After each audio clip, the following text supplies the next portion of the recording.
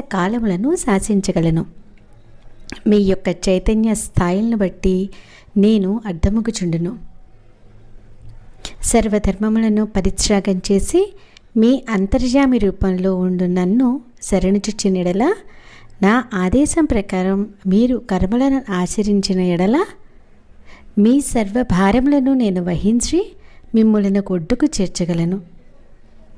కేవలం మాట మాత్రం చేతనే ప్రకృతిని శాసించగలుగుట చేత నేను సరస్వతీ నామమున ప్రసిద్ధుడయ్యెదను. కలియుగ మానవులు హిరణ్యకశిపుని వంటివారు. వారి సమస్యలు, భావములు, ఆలోచనలు, విధానములు చాలా సంక్లిష్టములు.